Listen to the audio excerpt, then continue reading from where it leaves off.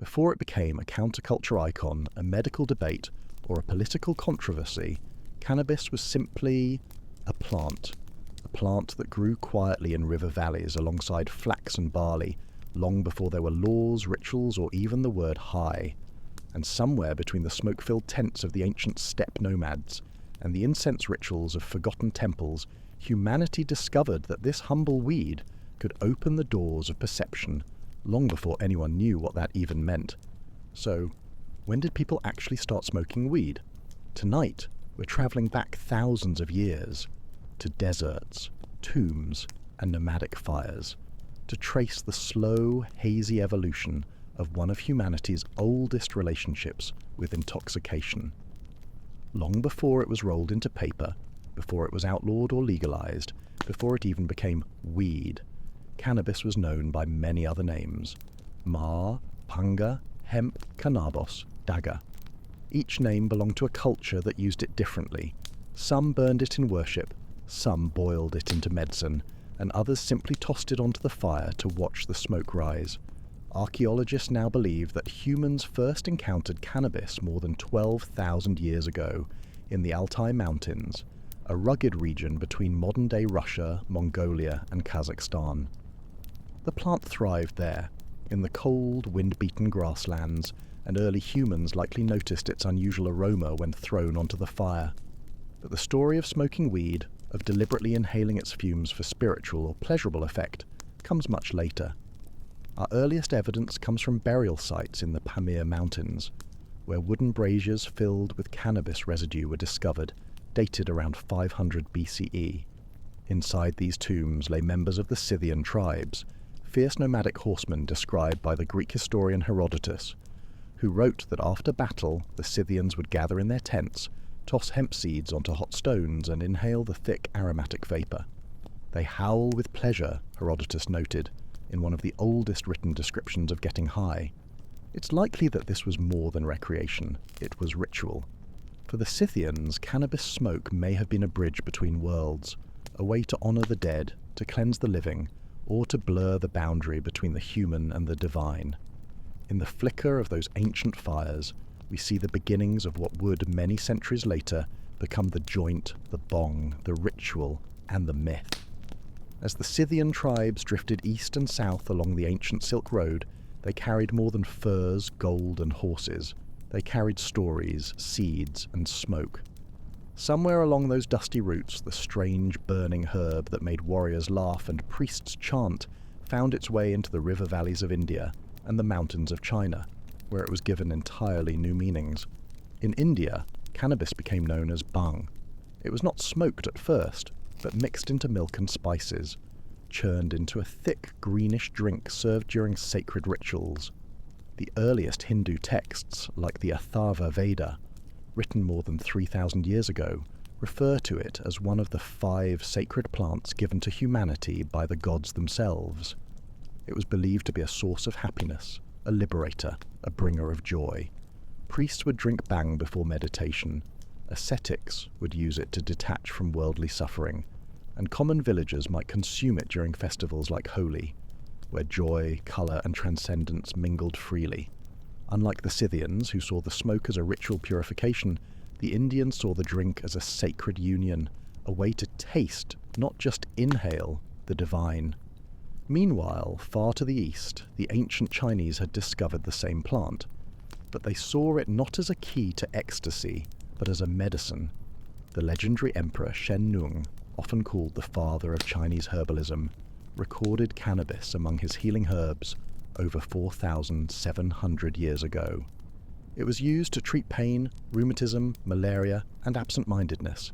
Its seeds were crushed for oil, its fibers woven into cloth, its stalks turned into rope, long before anyone thought to burn it.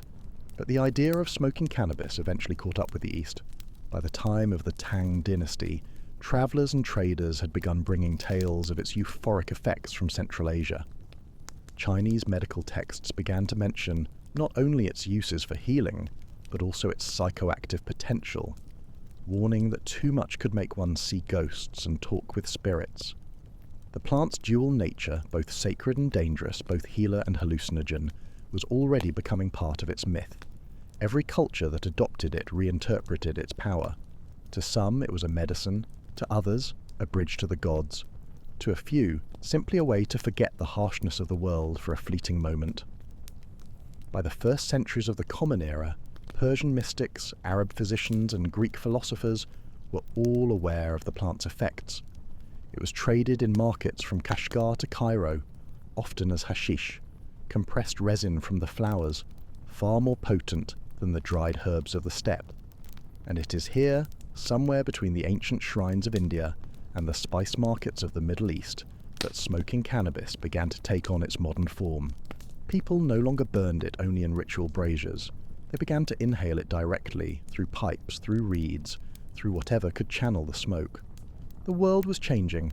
Trade was connecting continents, religions were blending, and somewhere between the sacred and the sensual, the act of smoking became something universal. In every puff of that drifting smoke lay an ancient memory, a whisper of the Scythian tents, of the Vedic hymns, of the physicians of old, each unknowingly part of the same long, hazy human story. By the time Rome fell and the world's empires fractured into kingdoms and caliphates, cannabis had already crossed deserts and seas, travelling like an invisible wind. Its seeds rode with traders, its resin with mystics, its smoke with soldiers returning from distant wars. And somewhere in the shifting sands of the early Islamic Golden Age, the plant became something new, something called hashish. The word itself likely comes from the Arabic hashishah, meaning the dried herb. But to those who used it, it was more than that. It was a key to spiritual delight and, at times, to rebellion. As alcohol became forbidden under Islamic law, cannabis quietly took its place in hidden gardens, behind walls where poets, philosophers, and mystics gathered to dream. In 13th century Cairo, the historian al-Makrizi wrote about a group of wandering dervishes, men of poverty and divine longing, who gathered in circles, passing clay pipes filled with a dark, fragrant paste. They said the smoke quieted the ego and drew them closer to God, but not everyone saw it as holy. In 1253, the Sultan ordered fields of cannabis burned and its users punished, yet the fires never lasted long and the smoke always returned. Across the Islamic world, from Persia to North Africa, hashish became both a curse and a comfort. Poets praised it in secret verses, calling it the herb of thought, while jurists condemned it as the devil's whisper. And in the midst of this tension, a legend was born. The tale of the assassins of Alamut, a secret sect said to have used hashish to inspire their fearless killers. Though largely myth, spread by crusaders and chroniclers, it left behind one of history's strangest linguistic relics, the English word assassin, born from the Arabic hashashin, the hashish eaters.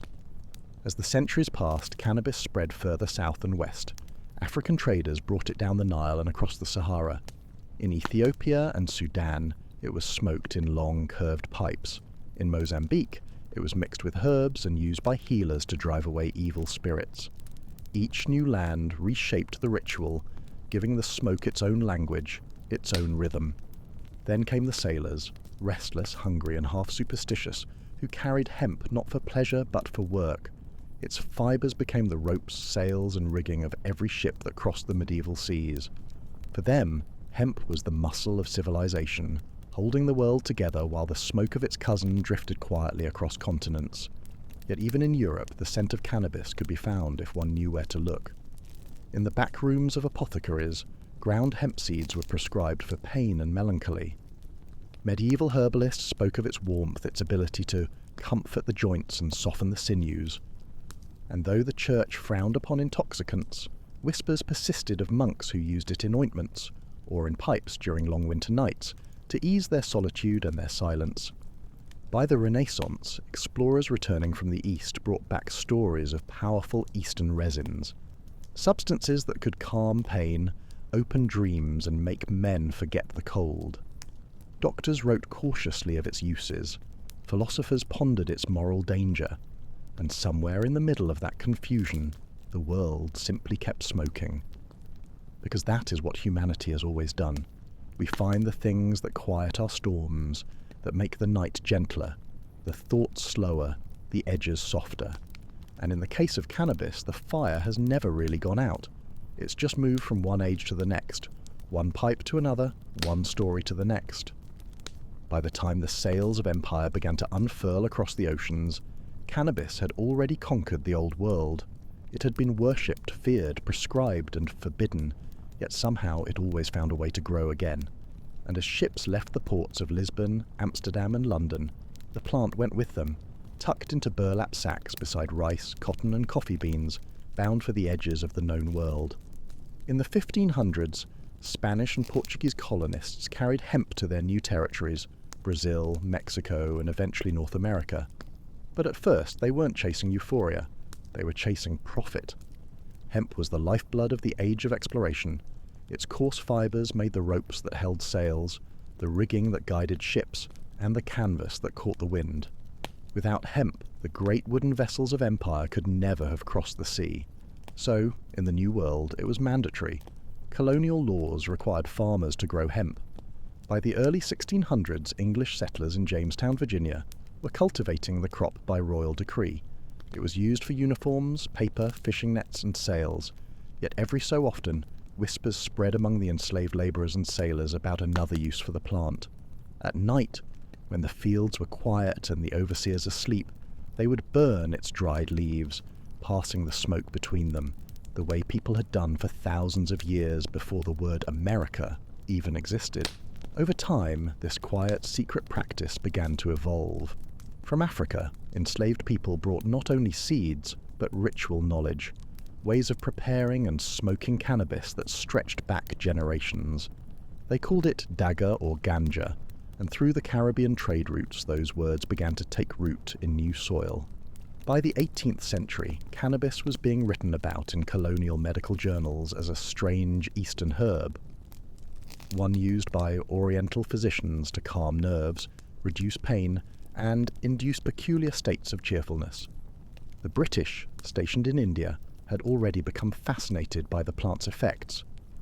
Soldiers stationed there observed its use among locals, in chillum pipes, in bang drinks, in festivals that blurred joy and mysticism, and they brought those stories home.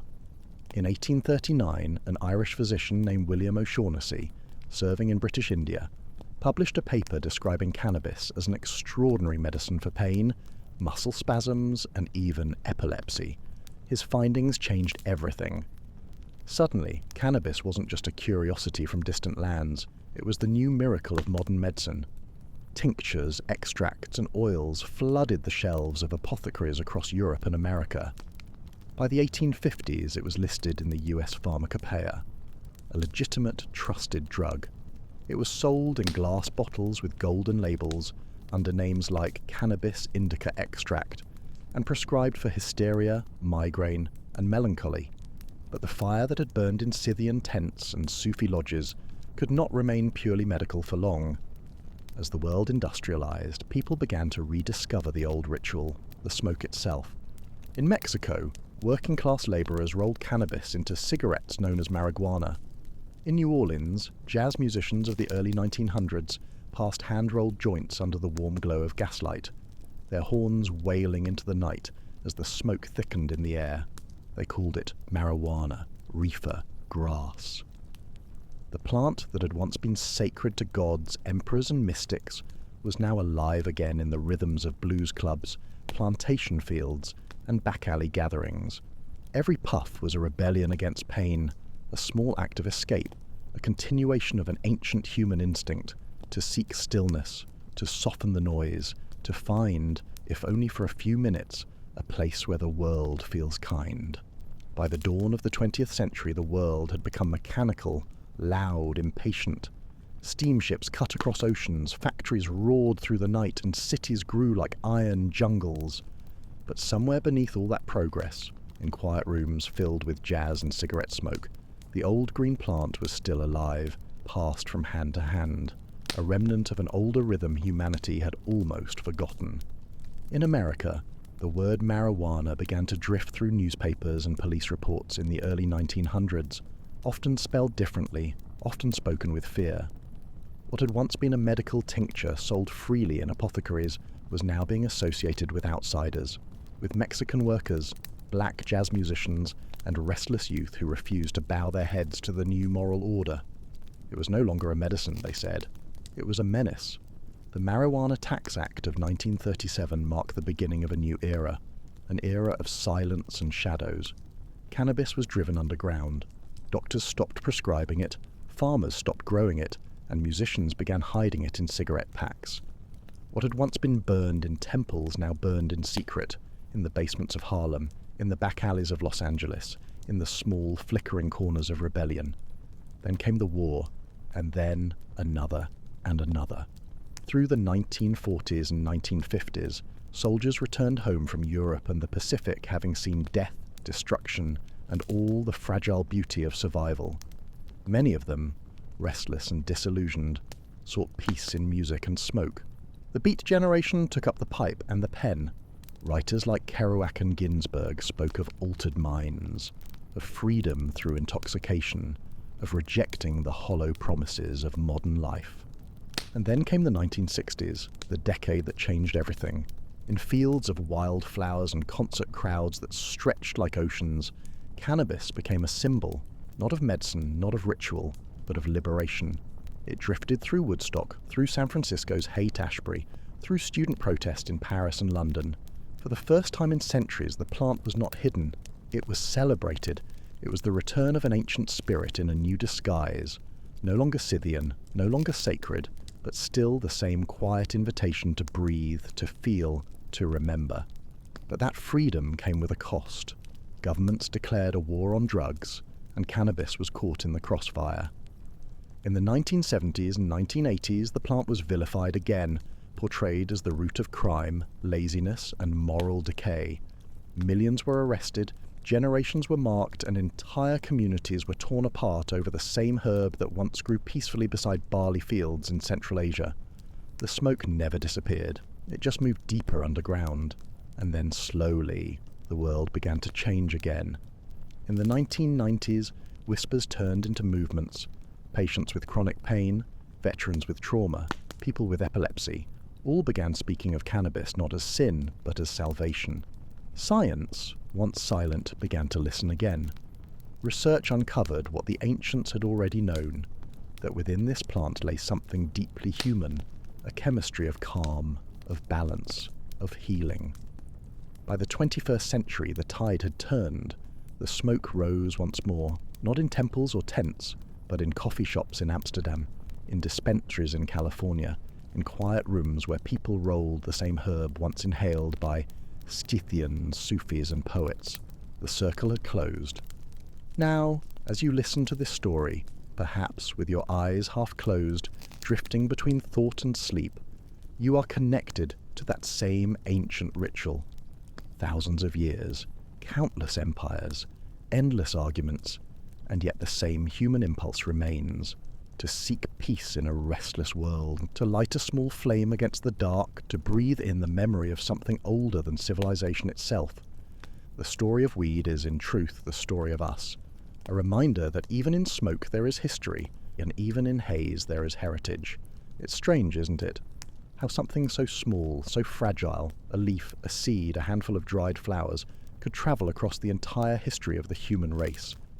Empires have risen and fallen, kings have been crowned and forgotten, and yet somewhere, someone has always been lighting a small fire and letting the smoke drift upward. If you trace that smoke back through time, it becomes a kind of map, a soft, winding trail through the story of civilization itself. Each culture that touched it left a fingerprint. The Scythians with their roaring fires, the Indian sages with their sacred bang, the Sufi poets with their whispered prayers, the sailors and the slaves and the dreamers who pass the ritual from hand to hand. No one truly owns it. It belongs to everyone who has ever needed, for even a moment, to quiet the noise inside their head. In the modern world, cannabis has become a mirror, one that reflects who we are and what we fear. To some, it's still dangerous, a symbol of rebellion and decline. To others, it's medicine, a miracle, the long-lost answer to pain. And between those two visions lies something much older, something the ancients would have recognized. a recognition that life in all its chaos and cruelty sometimes asks to be softened, and that perhaps, through smoke and stillness, we remember how to simply be. Today, as countries debate legalization, as companies build industries around it, and as millions of people rediscover it not as a sin but as a solace, the story feels like it's coming full circle. Not to the fields of hemp in colonial Virginia, not even to the tents of the Scythians, but to the human heart itself. Because what cannabis has always represented is not just intoxication, it's connection. It's the thread between the living and the dead, the sacred and the mundane, the suffering and the serene. You can imagine it even now. A single ember glowing in the dark, a small curl of smoke rising upward, and a person, somewhere, anywhere, closing their eyes, breathing slowly, thinking of nothing. It's the same gesture repeated across thousands of years, across languages, across belief systems. The smoke becomes a prayer without words. And maybe that's why it never truly disappeared. Because beyond its chemistry and controversy, it speaks to something eternal in us, the yearning to drift, to dream, to release. It's a story of surrender, not addiction, of ritual, not rebellion. The kind of story that ends, not with a bang but with a sigh. So when we ask, when did people start smoking weed? The truest answer might be this. They started when they needed to, and they never really stopped. The night is older than memory, and yet it always feels the same. A place where silence gathers like dust, where the air holds the scent of everything that has ever burned. Wood, incense, tobacco, and yes, even that faint, bittersweet perfume of cannabis that has haunted humanity since the dawn of fire. It is easy to forget that behind every law, every prohibition, every poster warning of danger, there was once a person. A human being sitting alone, looking at the same moon we see tonight, seeking some kind of peace they couldn't find in the noise of daylight. The wars against the plant, against weed as we now call it, were never just about the substance. They were about control, about fear, about the way societies panic when something touches the human spirit too deeply, too freely, too softly.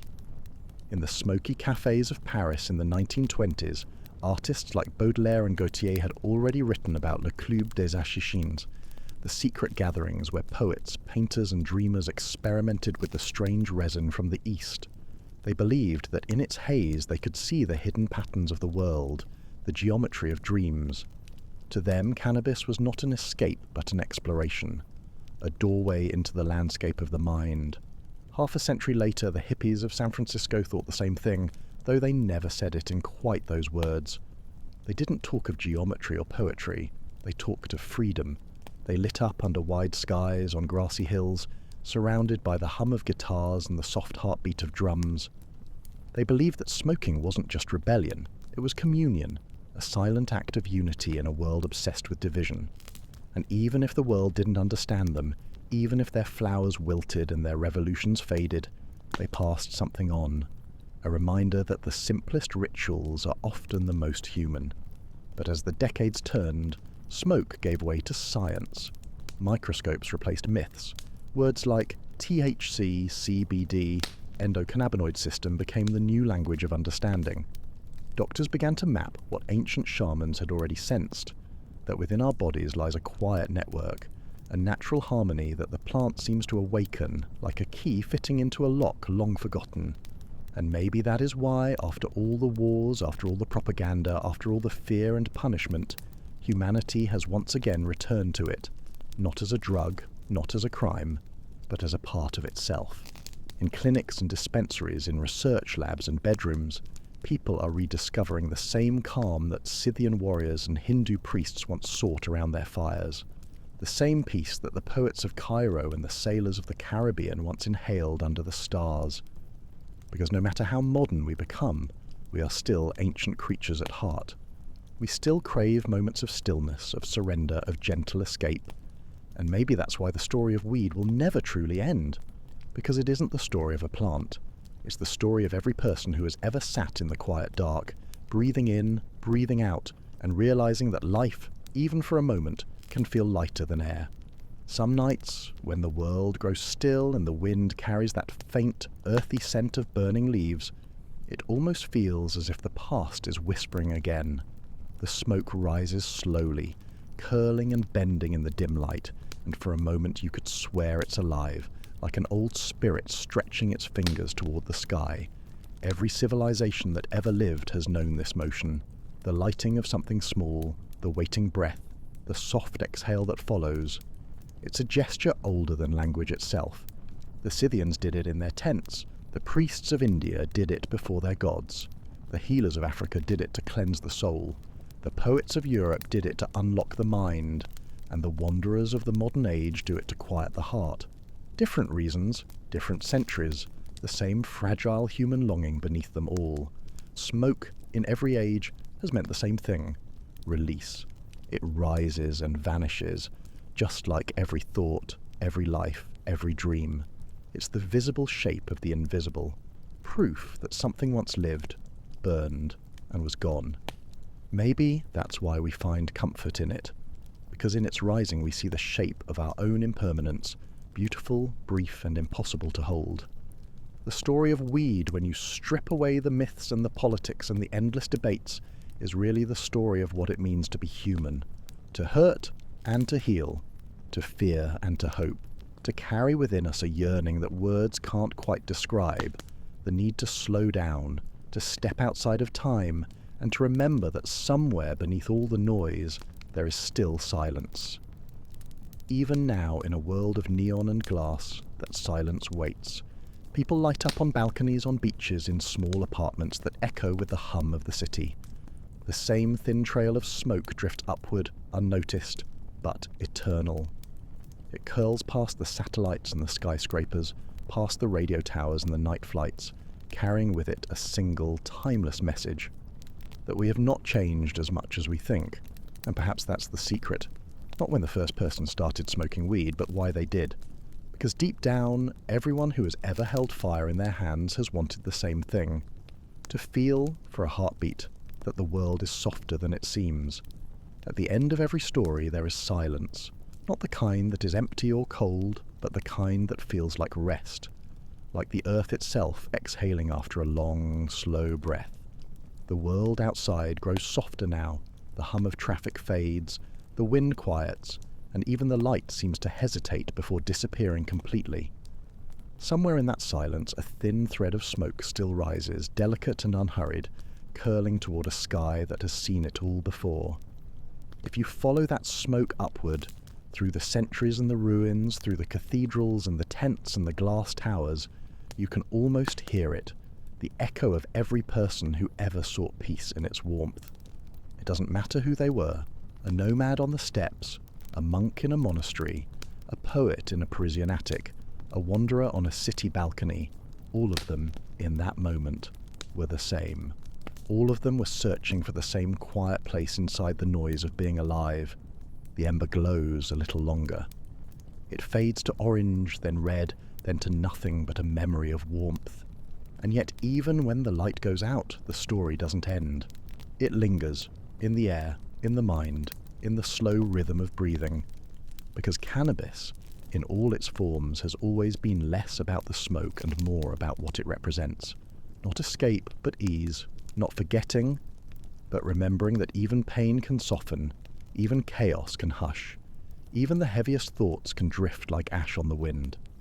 The Scythians are gone, the temples of India have crumbled, the poets have died, the sailors have vanished, the musicians have fallen silent, but the smoke remains, invisible, eternal. It hangs above us like history's sigh, weaving together everything that ever lived, and maybe that's what makes this story so human. Not the plant, not the laws, not even the fire, but the fact that through every age people have returned to the same small ritual, to hold something fragile between their fingers, to light it, to breathe, and to let go. It is an act of trust in a way, a belief that peace still exists somewhere in the air. So tonight, as you listen, and as your eyes grow heavy, imagine that same ember glowing in the dark, tiny, ancient, infinite. It burns for all who came before, for all who will come after, and for you, in this quiet. The fire is almost gone now. Only a few quiet embers remain, glowing faintly in the dark. Tiny hearts still beating inside a sea of ash. Outside, the night is heavy and the air is cool, and for a moment it feels as if time itself has slowed down, holding its breath just long enough for the last bit of smoke to drift upward and disappear into the stars. It's strange how easily we forget that everything we do, every ritual, every discovery, every forbidden pleasure, eventually becomes history. The first person who ever burned cannabis didn't know they were making history. They weren't thinking of culture or religion or law. They were simply human, curious, searching, tired perhaps, sitting beside a small fire watching how the smoke danced. And in that dance they found something that words could never quite name. Peace, maybe, wonder, or just a moment of stillness after too many restless days. From that moment, the story spread like wind across the ages, from frozen mountains to desert temples, from royal palaces to prison cells, from holy altars to dimly lit bedrooms. The world changed, and changed again, and yet the gesture remained. A spark, an inhale, an exhale, a surrender. And even now, in this electric age of screens and noise, that same ritual continues, quiet, unchanged, almost invisible.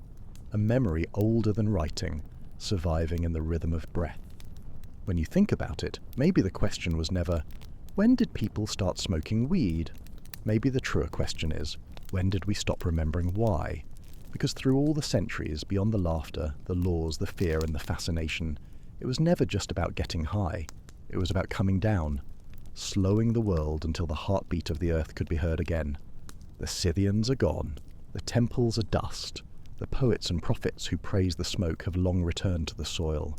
But the ember still burns, quietly, patiently, eternally, in every human who closes their eyes and exhales into the dark, watching the smoke rise toward the place where stories and stars are born. And perhaps that's the truth the ancients already knew, that in the end the smoke doesn't rise to the gods. It rises to memory, to the shared breath of all who lived before us, to the echo of every fire that ever flickered, every soul that ever dreamed, every heart that ever sought the small mercy of forgetting, just for a while, the weight of being alive. So breathe in, breathe out, let the night take what it will, because the smoke was never only smoke, it was history, it was prayer, and it was us. The night is almost still now. The stars above are fading into the pale grey breath of morning, and the world feels half asleep, suspended somewhere between memory and dream. In the distance there is a thin wisp of smoke, the very last trace of a fire that once burned bright. It rises without hurry, winding its way into the cool air, dissolving slowly until even its shape forgets itself. That is how all stories end. Not with thunder or applause, but with the soft sigh of something that has finished its purpose. The smoke doesn't resist its fading, it simply drifts, content to vanish. And maybe that's the lesson buried deep inside this long, hazy history, that nothing we love, nothing we fear, ever truly disappears. It only changes form. For thousands of years, people have sat beside that same kind of glow, whispering to it, feeding it, trusting it. They built songs around it, prayers around it, empires and myths and laws. But at the center of everything, beneath the noise, beneath the politics, beneath the centuries, there was always just the flame and the human breath that gave it life. A rhythm so simple that even the oldest bones in the earth would still remember it if they could speak. And now, you're part of that same rhythm. Your breath joins theirs. The wanderers, the healers, the dreamers, the ones who stared into the dark and tried to understand it. Each inhale is an echo of the past. Each exhale, a quiet surrender to the present. The story of cannabis is just the story of the flame we carry inside us, the one that never quite goes out, no matter how cold the world becomes. So, as you drift now, slowly, gently, think of the embers that refuse to die. Think of the hands that once tended them, the voices that once laughed around them, the smoke that curled toward constellations older than our words. It is all one thing, endless and soft, The same warmth, the same longing, the same small miracle of being alive for a little while under an infinite sky. The last ember flickers once, twice, and then fades into the hush. But even as it goes dark, the air still glows with what it was. A memory, a dream, a promise. And somewhere out there, another hand reaches for the spark again. Because the story never really ends and it only exhales. Hey guys! Tonight we're wandering into the foggy, gaslit streets of Victorian Britain. A place where the air was thick with soot, morals were surprisingly loose, and just about everyone was on something. Tonight is all about the pharmaceutical buffet that kept Victorian society spinning. Before you drift off, do me a small favour and tap the like button and subscribe, but only if you actually enjoy what I do here. Drop a comment telling me where you're listening from and what time it is for you. Now, dim those lights, flip on a fan for that gentle background hum, and tuck yourself under the sheets. Let's pause for a second. Have you ever wondered how Victorians coped with stress before self-care meant 10 streaming services and a $45 scented candle? What did people do when their teeth hurt, their nerves were frayed, or they just wanted to escape the horror of another family dinner? Was everyone really sipping morphine and calling it a tonic? Could you walk into a pharmacy and walk out with a bottle of cocaine toothache drops, no questions asked? Was Grandma high, or just pretending to enjoy her boiled cabbage again? And most importantly, would you survive a day in Victorian Britain without accidentally overdosing on something that sounded like a Hogwarts ingredient list? Congratulations, you've just woken up in 1857 London. Your head hurts, your neighbour's ferret is coughing again, and your local chemist greets you by name. Good luck. Laudanum, the opiated cup of tea. Victorian mornings begin with a generous splash of laudanum, a glorious blend of opium and alcohol dropped into tea, baby bottles, and sometimes the family soup. Doctors prescribe it for coughs, headaches, existential dread, and mild inconveniences. You take your first sip, and suddenly your worries about the rent and the cholera outbreak feel delightfully far away. It's the original Don't Care Ola tonic. Let's set the scene. It's breakfast at your cramped London townhouse. The gas lamp flickers, the wallpaper is peeling, and the neighbours are already arguing about whose turn it is to shovel horse droppings off the stoop. On the table, a crust of stale bread, a cup of black tea, and a tiny brown bottle with a label that basically says, "Why not?" Laudanum, the miracle medicine. It's 10% opium, 90% Victorian optimism, and it tastes like regret soaked in cherry. You reach for it without thinking, the way you'd reach for coffee today. Only this is coffee that would make you forget you're even late for work. A few drops in your tea and the world blurs at the edges. Your screaming toddler is blissfully snoozing thanks to a few drops slipped into his milk. The cat's yowling. Laudanum probably works on animals too, but you're not quite ready to share your secret stash with Whiskers just yet. Victorian doctors love laudanum. They prescribe it for nearly everything. Toothaches, insomnia, menstrual cramps, wounded pride, female troubles, boredom, and of course the infamous nervous complaint. Your neighbour, Mrs. Parker, swears it helped her bunions. Your uncle used it for gout. Your Aunt Edna takes it for delicate nerves, which, as far as you can tell, means she's tired of living with Uncle Alfred. Even your local poet claims laudanum is the secret to writing 5 sad sonnets before breakfast. In the mid-19th century, before the Pharmacy Act of 1868, opium was sold freely at grocers, and laudanum was a common part of household life. But laudanum is more than just a quick fix, it's a lifestyle. You find yourself calculating how many errands you can run before it wears off. The answer? None. But you try anyway. Your walking pace slows, your worries melt, and even the foul River Thames seems picturesque in the hazy morning light. You could almost forget the city's constant noise, the clang of distant factories, and the haunting bell of the nearby undertaker, already wheeling away another victim of Victorian living. Let's talk side effects, because the Victorians sure didn't. Sure, you're not in pain anymore. In fact, you can't really feel anything below your chin. Time becomes slippery. You spend the afternoon reading the same paragraph in your Penny Dreadful, and wonder why the villain never gets any closer to finishing his evil plot. Later, you decide to get some fresh air, only to realise you've been staring out the same window for 3 hours, hypnotised by a pigeon with commitment issues. The real risk isn't immediate, of course, after all. Laudanum is completely legal and sold over the counter at every respectable chemist and corner grocer. No prescription needed, Just a few coins and a friendly smile. Addiction? That's just another word for regular customer. If you start feeling jumpy, anxious, or your vision takes on the sepia tone of an old photograph, you just add another dash to your tea. Problem solved. Still, there's something almost comforting about this daily ritual. Life in Victorian Britain is relentless. Smog, debt, unwashed socks, unsolicited advice from distant relatives. Laudanum doesn't fix anything, but it makes everything feel possible. You might even write a letter to the editor about reform, or finally tackle that mountain of laundry.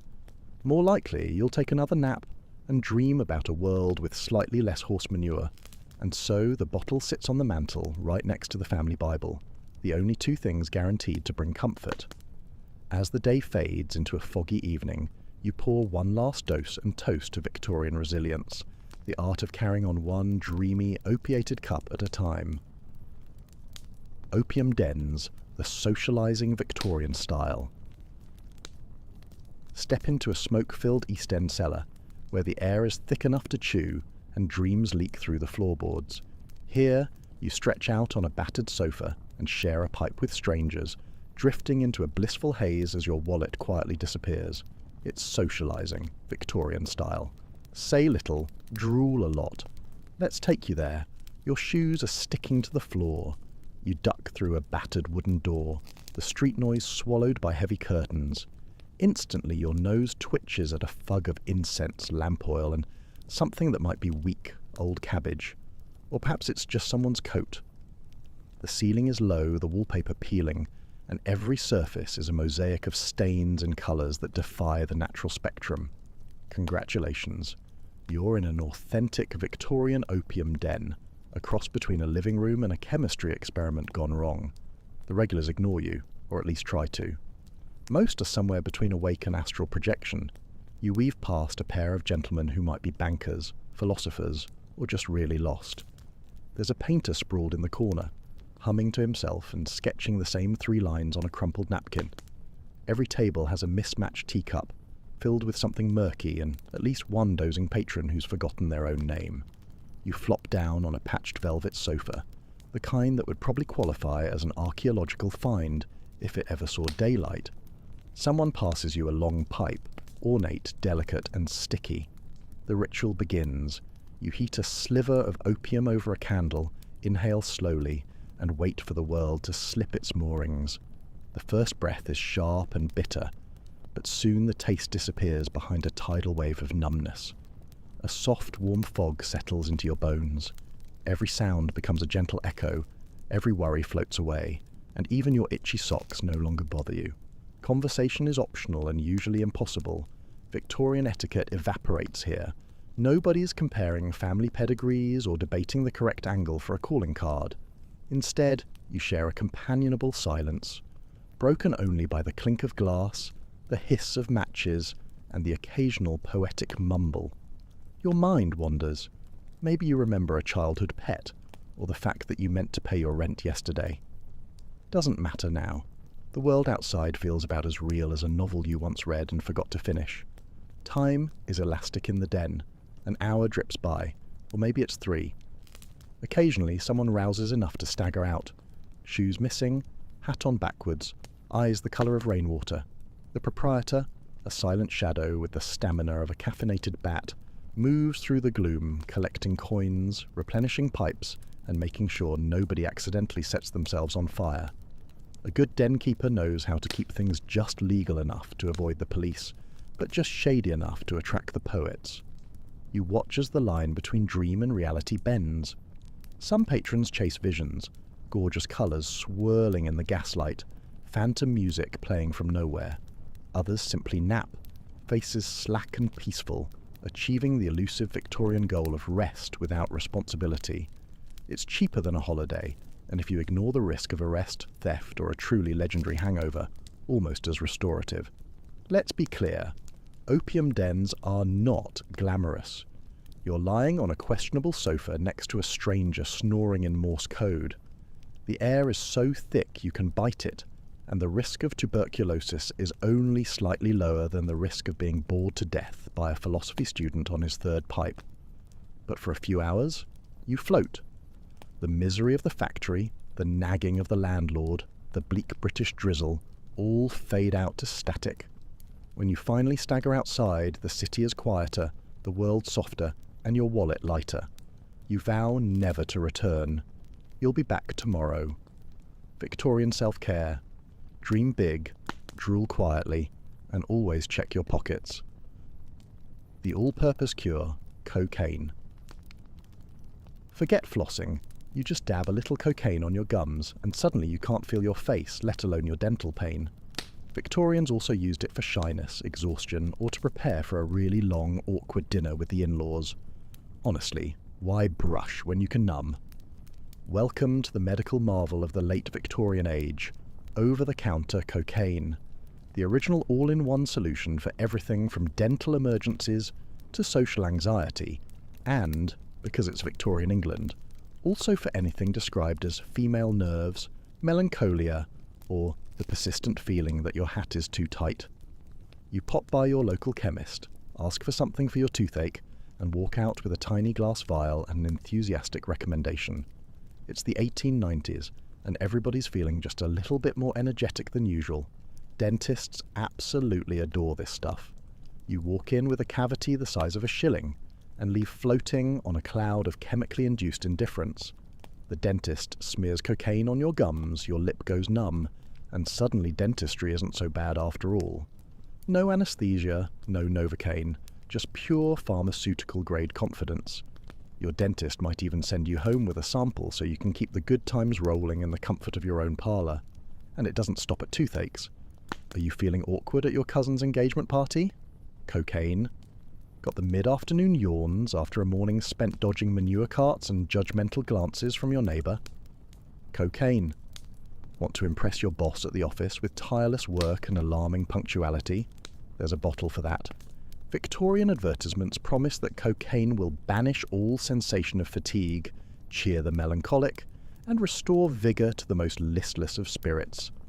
Is it a wonder potion or just really, really good marketing? Yes. You might be wondering, what about side effects? Victorians are too, but mostly in the sense that they're excited to try new ones. Tingling, delightful, a sudden urge to clean the entire house at 2 a.m. Highly productive, the inability to stop talking about your ideas for inventing a self-ironing cravat. Finally, the family listens. And when the effects wear off, no problem. Just dab on a little more right before your next social engagement, or after, or both. Cocaine isn't just for the home crowd either. It's the darling of Victorian explorers, mountain climbers, and anyone unfortunate enough to be alive before the invention of reliable coffee. Sir Ranulph Fiennes probably never climbed Everest, but if he had, he would have packed a hearty supply. Victorian hikers chew cocaine-laced lozenges to brave the chilly winds of the Scottish Highlands, and to forget, temporarily, that their boots are 80% holes. Even the Queen's physicians are in on the act. Her Majesty's special tonic contains a suspiciously invigorating blend of wine and coca leaves. It's prescribed for everything from delicate nerves to the persistent existential horror of living in an age where the average life expectancy is basically one bad winter.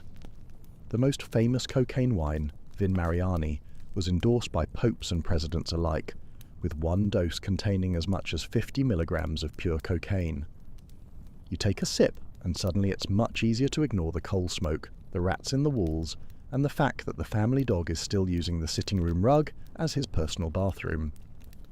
If you're a little anxious, socially awkward, or simply tired of the Victorian grind, cocaine is the great equalizer. No longer must you suffer in silence through small talk, or contemplate running away from your own dinner party. A discreet pinch on the gums, and you're transformed, cheerful, chatty, and ever so slightly unstoppable.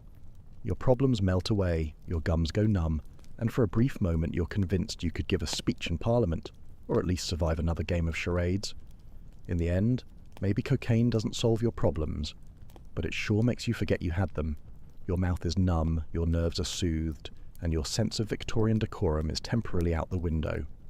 Dentistry will never be the same. Sleep well, and remember, some smiles are best left numb. Chloral hydrate, the sleep that's too good to be true. Sleep doesn't come easy when you live above a busy street full of horses, hawkers, and 3 a.m. accordion concerts. enter chloral hydrate, a new miracle sedative.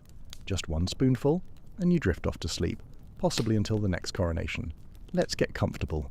You've spent the day inhaling coal smoke, your hair smells like fried fish, and the neighbours in flat 2B are arguing about whose turn it is to empty the chamber pot. It's midnight, the oil lamp flickers, and the only thing more persistent than your anxiety is the sound of carriage wheels scraping cobblestones outside your window. You toss, you turn, you count sheep, until you remember that in Victorian England sheep mostly count you, but tonight you have a secret weapon. Chloral hydrate, bottled hope fresh from the apothecary. The label reads, for sleeplessness, nerves, and general agitation, which, if you're honest, is your entire personality after sunset. You pour a spoonful into a glass, swirl it with whatever's left of the cherry, and offer a silent thanks to the enterprising chemist who decided the human brain could be fixed with a clever molecule and a strong enough placebo effect. The taste is, well, chemical. Slightly sweet, faintly medicinal, like drinking the ghost of a cough syrup that's seen too much. But the effect is pure magic. In a few minutes, your eyelids grow heavy, the relentless tick-tock of the mantel clock slows to a gentle lull, and even the persistent smell of boiled cabbage from downstairs can't keep you awake. The city's noise blurs into a distant, soothing hum. The horses fade to a memory, the accordion mutates into a lullaby, and even the upstairs neighbour, who seems to take up midnight furniture rearranging as a competitive sport, becomes nothing but a shadow in a dream. Victorian doctors are thrilled with chloral hydrate. It's the first truly reliable sedative, a sleep aid without the poetic messiness of laudanum or the criminal undertones of opium dens. Chloral hydrate is modern, respectable, and not at all the sort of thing that might cause you to wake up in a different century. Prescribed for nervous disorders, insomnia, and occasionally for simply being too alive, it quickly finds a home on every bedside table, from Mayfair mansions to soot-stained boarding houses. Everyone has a story. Your friend Margaret takes it so she can sleep through her husband's enthusiastic snoring. Your brother-in-law uses it before big meetings with his boss, claiming that the secret to confidence is 8 uninterrupted hours of chemically assisted slumber. Even the family dog gets a taste, just a little mixed into his gravy to stop him from howling at the full moon and the constable's hat. Let's talk side effects. Yes, you wake up groggy. Sometimes you can't quite remember what you dreamt, or if you actually dreamt at all. There's a faint sense that your brain has been wrapped in a velvet blanket. Soft, but also slightly suffocating. Some mornings you linger in a pleasant fog, not quite sure if you're awake, asleep, or just existing in a third state reserved for Victorians and overtired modern commuters. But really, who's complaining? The ability to sleep through an entire parade, 3 domestic arguments, and a surprise visit from your aunt, who loves nothing more than 5 a.m. storytelling, is a blessing you don't take lightly. Besides, if you oversleep and miss work, you can always blame the fog, or the cat, or Victorian medicine in general. Chloral hydrate is not just a drug. It's a declaration. I will sleep, and nothing, certainly not the racket outside nor the existential terror of industrial Britain, will stop me. If you drift off and miss the next royal wedding, well, it's probably for the best. So one last yawn, one last spoonful. Sleep tight, insomniac. History is full of restless nights, but tonight, you're not one of them. Mrs. Winslow's soothing syrup, nap time for the wee ones. Teething pains, restless baby? Just give the child a few drops of Mrs. Winslow's soothing syrup, an over-the-counter concoction loaded with morphine. Victorian parents swear by it. Victorian children don't because they're asleep. You wonder why the kids are so quiet at dinner? Mystery solved. Let's picture it. Your household is a tornado of cranky toddlers, creaking floorboards, and the distant sound of a neighbour's cat expressing its opinions on moonlight. You've tried everything. Lullabies, gentle rocking, scolding, promising your offspring a pony if they'll just close their eyes. But Victorian parenting is not for the faint of heart, and at a certain point, every mother reaches for the same little glass bottle in the medicine chest, Mrs. Winslow's soothing syrup. It's the original sleep mode, long before tablets and Gentle Rain soundtracks. The label promises miracles, relief from teething, colic, hiccups, mysterious Victorian illnesses like the vapours, and, if you read between the lines, general child-related chaos. 1 teaspoon and your child is transformed from wailing banshee to angelic cherub. It's not magic, it's morphine. And, in Victorian Britain, that's basically the same thing.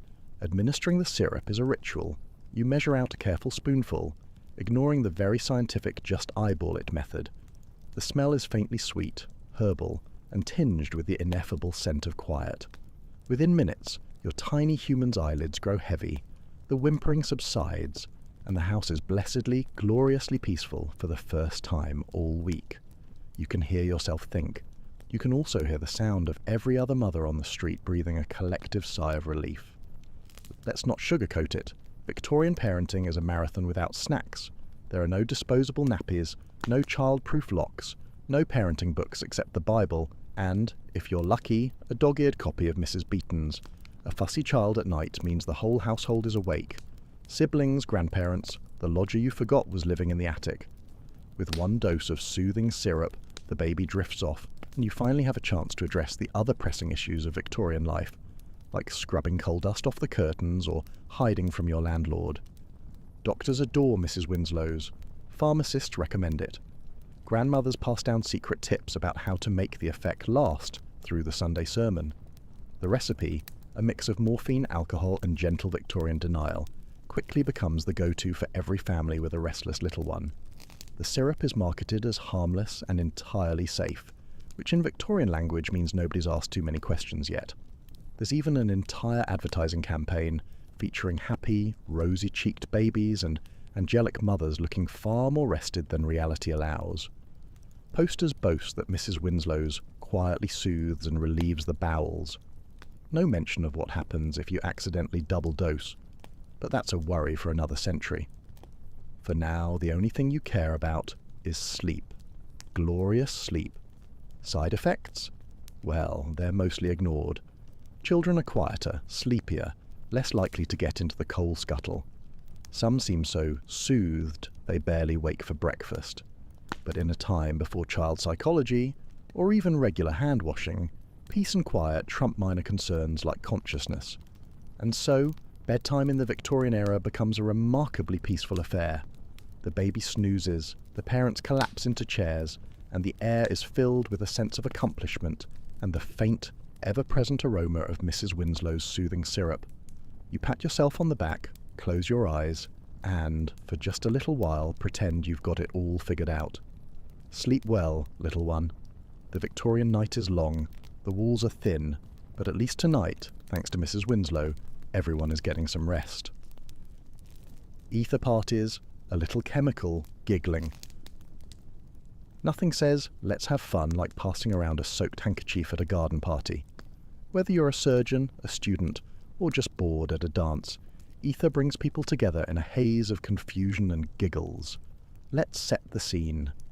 You're attending a respectable Victorian soiree, the kind where the punch is tepid, the dancing is enthusiastic but slightly off rhythm, and your neighbour insists on retelling the same story about his cousin's railway accident. It's a long evening ahead, but fortunately your hostess has a secret weapon stashed in the conservatory, a delicate glass bottle of ether. Officially it's for medical emergencies. Unofficially it's the most exciting thing to happen since last year's hedgehog race. Soon someone produces a lacy handkerchief and discreetly dabs it with ether, holding it up with a conspiratorial wink. You're not sure what to expect. Maybe a little dizziness, a little lightheadedness, a brief escape from the endless poker. Instead you inhale, and suddenly the walls go fuzzy, your knees wobble, and everything is hilarious. The flowers in the centerpiece are whispering secrets. Your aunt's laugh sounds like a kettle whistling underwater, and the hostess's hat appears to be floating slightly above her head. You collapse gracefully onto a fainting couch, giggling with a group of new best friends, none of whose names you will remember by morning. Ether isn't just a parlour game for the bored upper classes, it's a medical marvel too. Victorian surgeons sing its praises. Before ether, surgery was a desperate race against pain, held down by 4 strong assistants and a bottle of gin. You'd be lucky to survive the operation and the hangover. Now, with ether, the patient drifts off to a peaceful nothingness, blissfully unaware as doctors do their best to improve whatever's wrong with you. Victorian style, of course. That doesn't mean surgery is safe. Let's not get ahead of ourselves. There's still a good chance you'll wake up missing an extra limb, but at least you didn't scream the wallpaper off the walls. Surgeons are delighted, patients are groggy, everybody wins.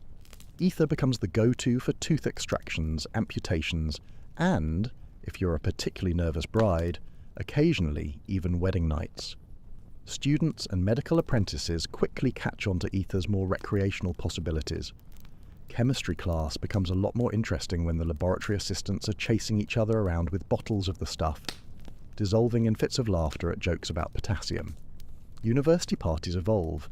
Instead of sherry and tedious conversation, there's a round of who can hold their breath the longest before giggling uncontrollably. If you lose, you faint. If you win, you also faint, but with style.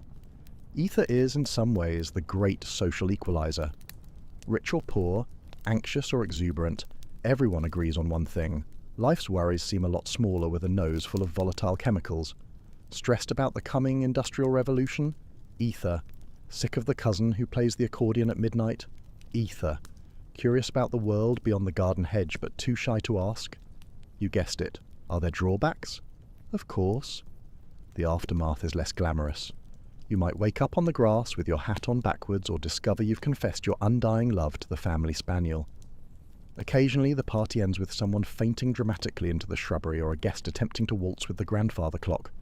The neighbours talk, but honestly they're jealous they weren't invited. But for a brief, intoxicating spell, ether turns the humdrum Victorian evening into something approaching joy. You return to reality with a smile, slightly dizzy, certain that, if only for a moment, everything was light, silly, and full of possibility. Ether, because sometimes history's greatest medical breakthrough is also the life of the party. Gin, the poor man's philosopher. Before there were trendy cocktails, there was gin, cheap, powerful, and everywhere. You drink it to forget your troubles, and then drink more to forget you drank it. By morning, the hangover is legendary, and the solution is more gin. Let's paint the picture. It's a chilly evening in Victorian London, the kind where the fog seeps into your bones and every street lamp glows like an accusation. Your job is uncertain, your rent's overdue, and your neighbour has just been promoted to local character by virtue of yelling at pigeons for 3 hours straight. What do?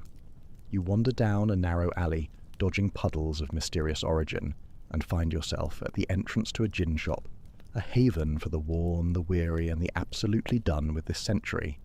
Inside, the light is dim, the air is thick with laughter, complaints, and a general miasma of disappointment. The bartender gives you a look that says, "Join the club," then sloshes a generous measure of gin into a chipped glass. It burns on the way down, but you can almost feel it working, like a tiny squad of liquid optimists marching through your veins, promising you that tomorrow will probably not be worse. Probably. Gin is everywhere. Mothers drink it to steady their nerves. Fathers drink it to forget their jobs, or lack thereof. Kids might not drink it, but they definitely know the smell.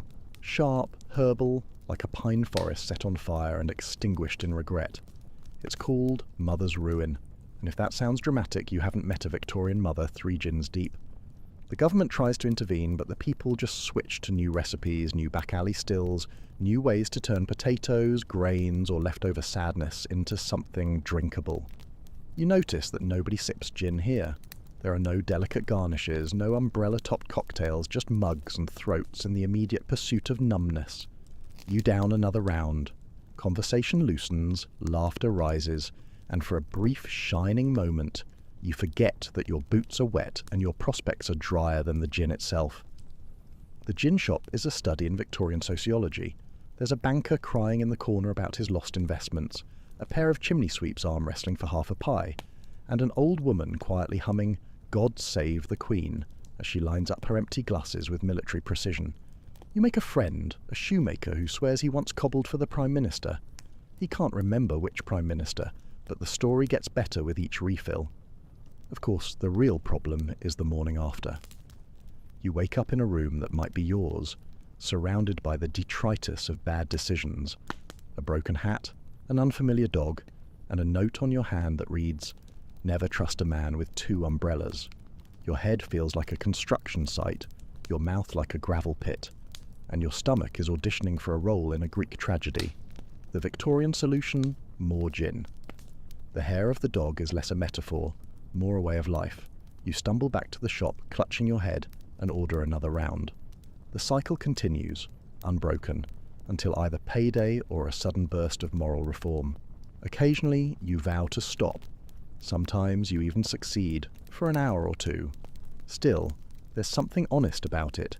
Gin is the drink of the people, the poor man's philosopher, the consolation prize for surviving another day in a city that never really goes to sleep. It's liquid courage, liquid regret, and liquid proof that the Victorians were, above all, stubbornly optimistic. Or maybe just stubborn. So tonight, raise a glass to your ancestors. They survived the gin epidemic, which saw Londoners drinking an estimated 2.2 gallons of gin per person per year in the 1740s, and so, miraculously, did the human race. Sleep well, and maybe stick to tea tomorrow. Patent medicines. A tonic for what ails thee. Victorian streets are bursting with colourful bottles promising to cure what ails you. Some contain cocaine, others contain alcohol, and some, if you're unlucky, contain mercury. You buy a bottle for your melancholy and wind up with a new rash and a cheerful attitude. Let's take a stroll down the high street. Boots clacking on cobbles, purse in hand, your body riddled with aches, pains, and at least 3 kinds of mystery fatigue. Your first stop isn't the doctor, it's the chemist's shop, a Victorian wonderland of dubious science and even more dubious ethics.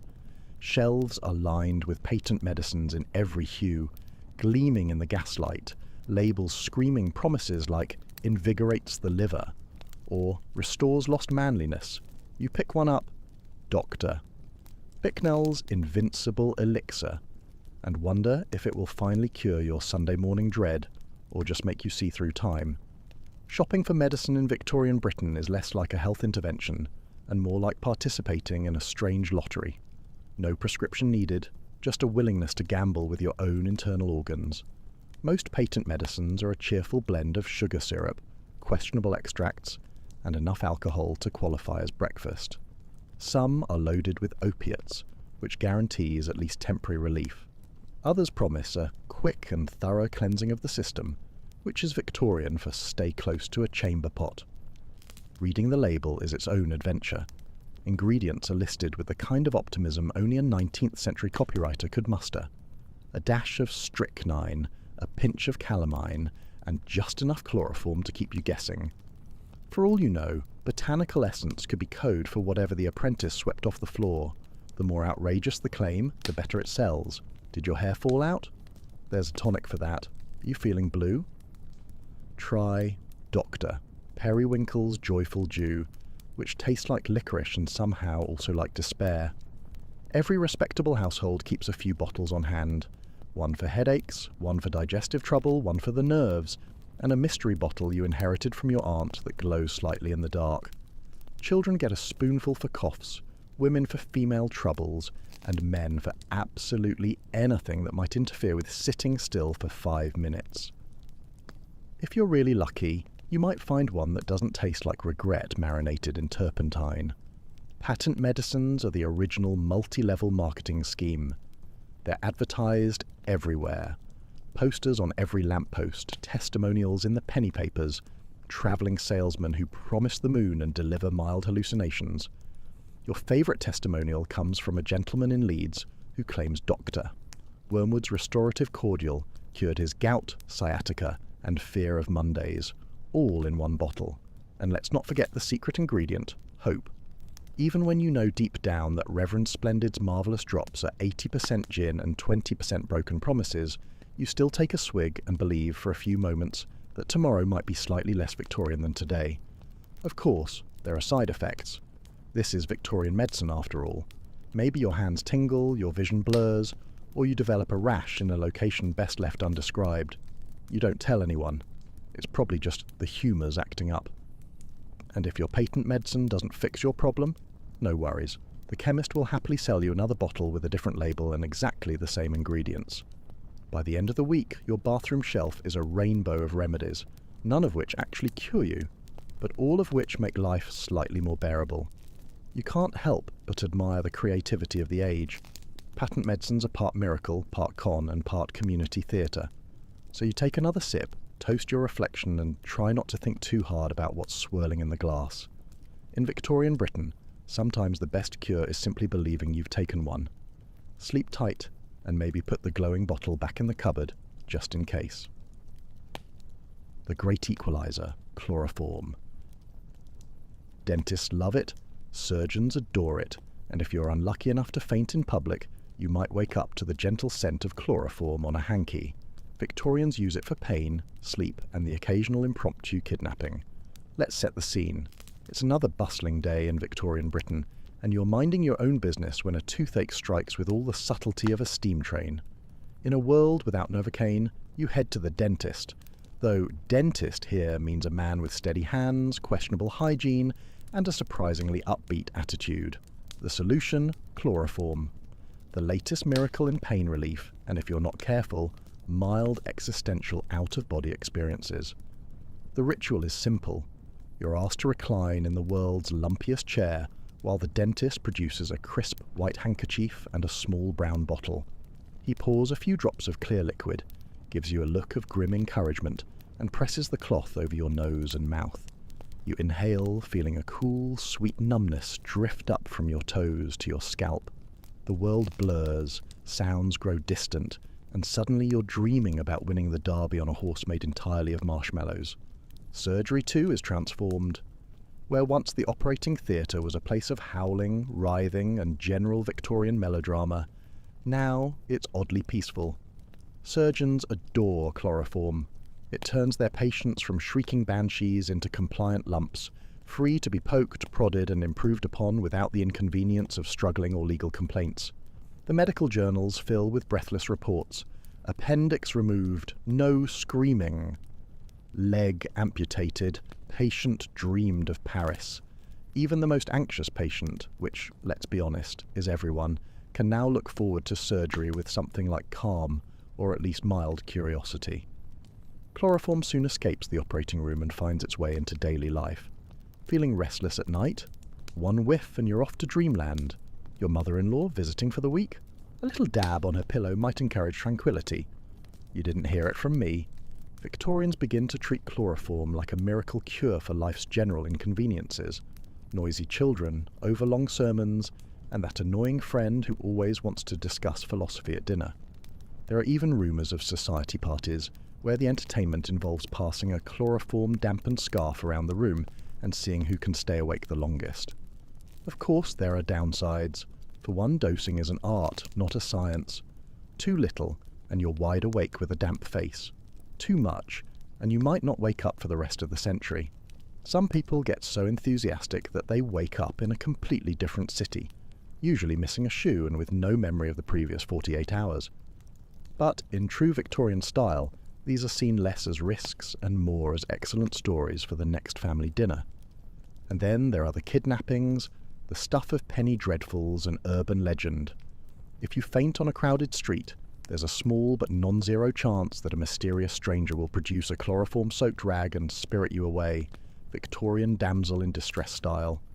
More often, though, it's just the local doctor making sure you don't wake up before he's finished removing your tonsils, appendix, or, if you're unlucky, your dignity. Despite it all, chloroform remains the darling of the Victorian medicine cabinet. It is at heart a shortcut to oblivion, blissful, dreamless, and, if all goes well, mercifully brief. The pain is gone, the noise fades, and for a little while life's sharpest edges are rounded off. So, as you settle in for the night, be grateful for modern anesthetics, and maybe sleep with one eye open just in case anyone comes near you with a suspiciously floral handkerchief. Sleep well, and may your dreams be blissfully free of Victorian dentistry, surgery, and accidental adventures in chloroform. Hark, noble listeners, and welcome, or should I say, greetings, gentlefolk of the digital realm, from this humble corner of what was once Wallachia, a land where even our mountains have seen a peculiar sort of high. Gather round, draw close to your glowing screens, for tonight we shall embark upon a most peculiar journey. Forget your worries of plagues and poor harvest for a moment, and let us delve into the truly bewildering question: what in the name of all that is holy, and occasionally quite unholy, was it like to get high in the tumultuous, often terrifying, but always fascinating times of the Middle Ages? All right, picture this. You've had a day. Your lords just raised taxes again. The Black Death is probably knocking on your neighbour's door, and your teeth feel like they're staging a revolt. Perhaps the local witch just gave your cow a suspicious look, or your beloved pig mysteriously developed a limp after she walked by. You just want to escape, right? Kick back, maybe watch some TikToks of dancing peasants, whatever your weary soul desires. But here's the kicker. It's the 14th century. No Netflix, no comfy couch, no craft beer, let alone a cannabis dispensary delivering to your hovel, whether you're in the muddy fields of England or the forested hills of Transylvania. So, how did our medieval ancestors get their chill on? Or, more accurately, how did they trip balls in a world where modern medicine was basically leeches and a prayer, and superstition often trumped science, often with terrifyingly psychedelic results? Hey guys, welcome back to the channel. If you're new here, prepare for a wild ride that might make you think twice about complaining about your Wi-Fi signal. And if you're a returning member of our historical fellowship, you know the drill. Before we plunge into the delightfully disturbing world of medieval mind alteration, do me a solid.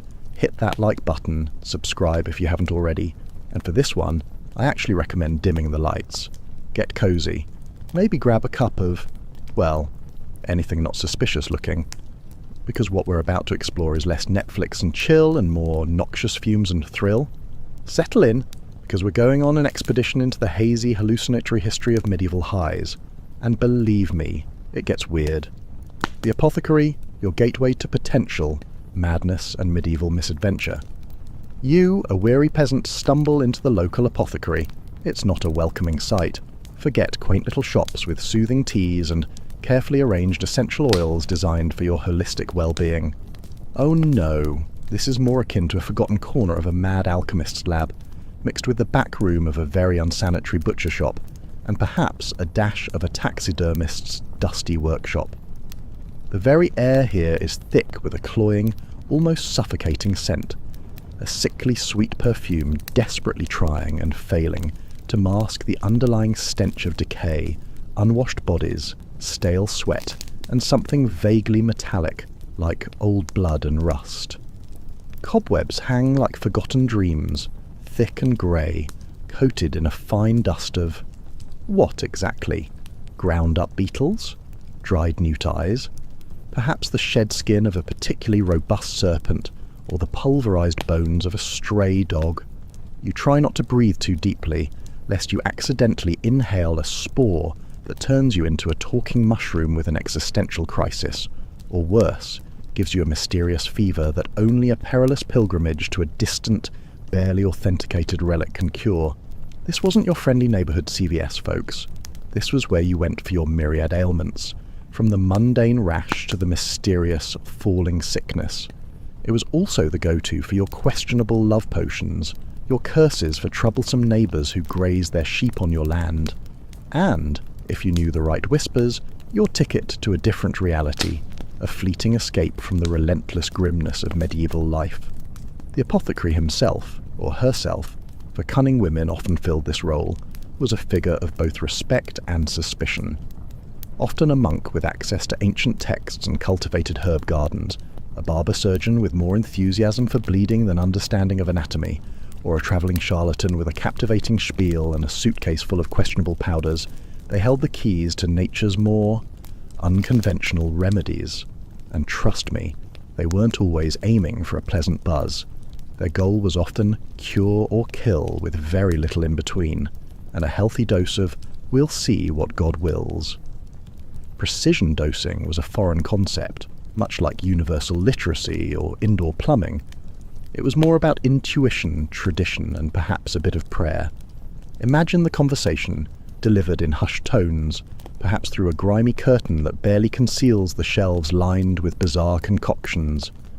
Good morrow, purveyor of potions. I seek solace from the torment of my existence. My back aches from the ceaseless ploughing. My spirit is low after last week's famine, and the bishop fined me for humming too loudly during Mass, claiming it was a demonic incantation. And they'd squint at you from the shadows, perhaps their eyes clouded by fumes or a lifetime of dubious concoctions, then perhaps hand you a small, grimy pouch filled with suspicious dried leaves and twigs and say, in a gravelly, knowing voice, "For you, my friend, a draught to make the demons dance, or perhaps simply to make you stop feeling anything at all." And you just have to trust them. After all, what else were you going to do? Complain to HR about the lack of safety regulations? Write a scathing Yelp review that no one could read? No, you take your questionable package, offer your few precious coins, and hope for the best. Sometimes that meant hoping to simply wake up in your own bed, perhaps with a slightly lighter purse and a very upset stomach. Other times it meant hoping to wake up as someone else entirely, perhaps a prosperous merchant or a noble lady, free from the stench and toil, or perhaps somewhere else entirely, a place described only in whispered legends. The very act of entering such a place was a gamble, a step into the unknown, where the line between healing and hexing, between divine intervention and diabolical trickery, was as thin as a cobweb, and often crossed with alarming ease. You were putting your body, your mind, and potentially your immortal soul into the hands of someone whose understanding of medicine was often based on ancient superstitions and the unpredictable power of nature. The botanical bad trips, a perilous perambulation through the Garden of Madness. Our first real stop on this express train to Crazy Town, the kind of journey you definitely don't want to book again, is the sinisterly beautiful Deadly Nightshade, or Atropa Belladonna. Doesn't that name just roll off the tongue, hinting at gothic romance and forbidden desires, like something out of a medieval romance novel where everyone dies dramatically? Sounds romantic, right? Like a tragic heroine in a medieval ballad, beautiful but lethal? Wrong.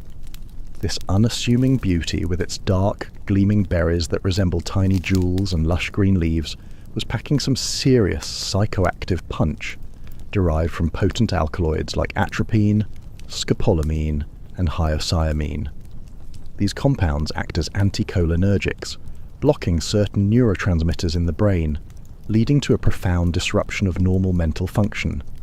A few berries ingested, a leaf chewed, or even merely touching the plant and then rubbing your eyes, and you're looking at a cascade of horrifying symptoms.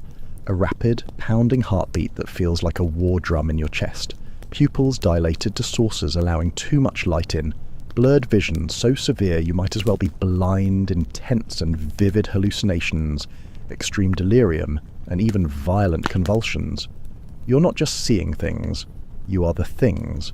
You might see shimmering castles in the clouds made of spun sugar and starlight, or legions of mischievous imps meticulously dancing the jig on your ceiling, perhaps even attempting to draw your family crest with mud on your hovel walls, all while chanting nonsensical rhymes that echo in your skull.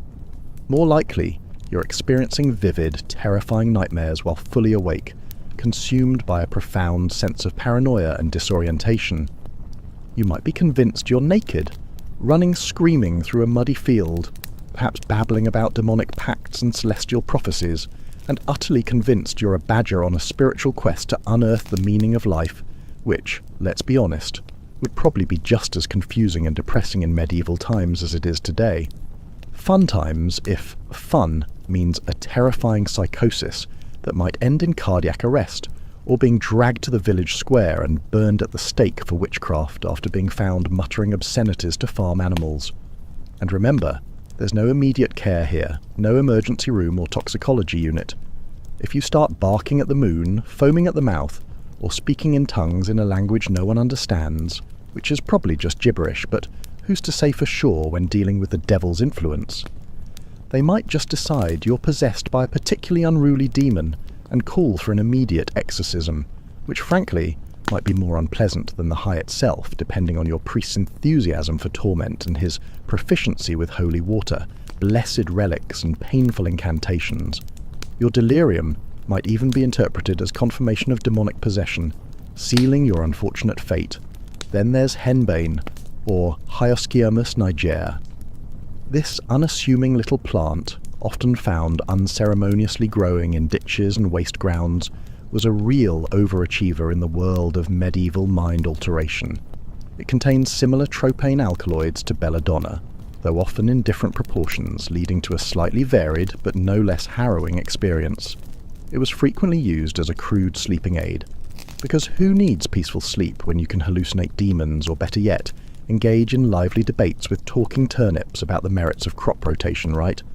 But it could also give you a delightful sensation of flying, or, profound paralysis, intense dizziness, a sensation of profound weightlessness, as if your very soul was detaching from your body and floating up to the thatched roof, perhaps to commune with the spiders and the forgotten ancestors. It was a common ingredient in medieval anesthetics, though anesthetic might be a generous term here. It was more of a delirium-inducing sedative. Imagine being operated on for a broken bone or a festering wound, perhaps a particularly nasty splinter that turned septic and required amputation, while experiencing vivid, terrifying dreams and being completely unable to move or speak, trapped within your own mind as a crude, rusty saw approaches your limb, or a cauterizing iron glows red hot, its heat radiating towards you. A medieval panic attack on steroids, folks, with a distinct possibility of dying from shock, infection, or sheer terror, long before the hallucinatory part even became a primary concern.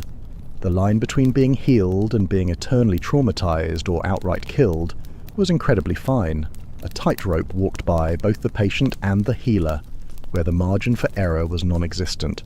And let's not forget the granddaddy of them all, the infamous mandrake root, Mandragora officinarum. This plant held almost mythical status, whispered about in hushed tones in taverns and market squares, a legend born from its uncanny resemblance to a human figure.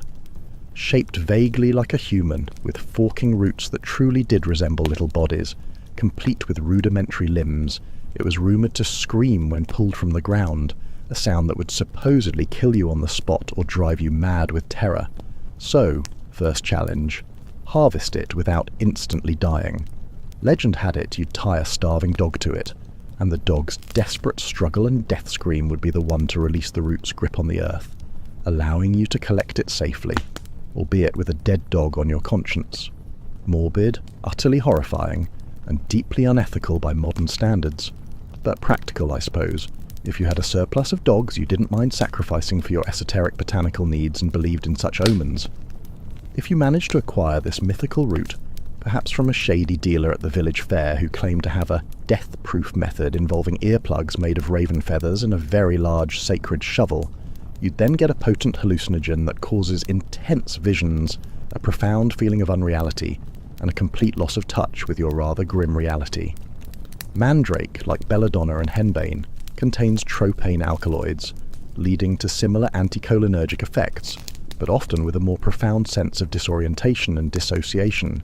Imagine, you ingest this stuff, perhaps brewed into a tea that tastes like bitter earth and ancient secrets, or mixed into a paste for external application, and suddenly your scrawny, flea-bitten pig looks like it's wearing a tiny crown and eloquently lecturing you on the philosophical implications of feudalism and the impending doom of the potato famine, which, of course, was still centuries away. But why let facts get in the way of a good hallucination when your mind is actively constructing new realities? Or the village idiot, usually only capable of grunting and occasionally stealing chickens, starts reciting entire passages of Shakespeare in perfect iambic pentameter, despite Shakespeare not being born for another 2 centuries, leaving you utterly baffled as to whether you're mad, he's a prophet, or you've simply stumbled into a temporal anomaly. Or, far more likely and far less amusing, you're convinced the rats in your straw bed are actually tiny, malevolent demons gnawing on your immortal soul, their eyes glinting in the darkness, and your neighbour's mangy cat, usually just interested in scratching itself and shedding fur, is a witch's familiar spying on your every move, reporting back to its dark mistress about your unholy thoughts. Good luck explaining that to the priest when you finally come down from your metaphysical journey. He's already got his holy water, his book of exorcisms, and a very uncomfortable iron collar ready, just for you, and a surprisingly judgmental look on his face that clearly implies you deserved whatever demonic visions you experienced for dabbling in such forbidden remedies. The witch's brews and flying ointments, the gross and the gooey journey into nocturnal flight. But it wasn't just about munching on random plants, hoping for the best, or worst. Oh no, the medieval mind was far more creative, and frankly, a lot more disturbing. Enter the infamous flying ointments. Yes, those things witches supposedly rubbed on themselves before soaring through the night sky on broomsticks to join their dark Sabbaths. Or maybe just to avoid the muddy, disease-ridden streets and the disapproving glares of their neighbours. The very idea sends a shiver down your spine, doesn't it? The imagery of cackling hags anointing themselves under the pale moonlight is deeply ingrained in our collective consciousness, a potent mix of fear and forbidden fantasy. But for many, especially the outcast and the desperate, it wasn't about malevolence. It was a desperate, primal attempt to escape the drudgery, the pain, and the unyielding realities of their impoverished lives, to transcend the earthly and touch the ethereal, or at least believe they did. You're cold, you're damp, you're probably hungry, and you want to transcend this miserable existence, if only for an hour or two.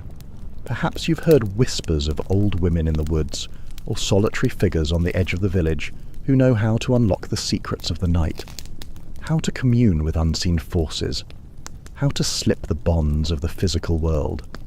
So, with trepidation, you cautiously approach the local wise woman, or as the church might call her, the suspected witch, the very mention of whom could get you dragged before the local lord, or worse, burned at the stake. She eyes you shrewdly, her gaze piercing, her face lined with the wisdom of plants and perhaps a touch of madness. Then she hands you a small earthenware pot of greenish-black goo. The smell is indescribable.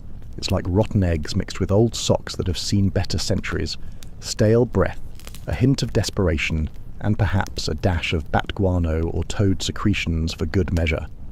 A truly pungent bouquet of dread and ancient, dangerous herbal knowledge, a scent that seems to cling to your very soul.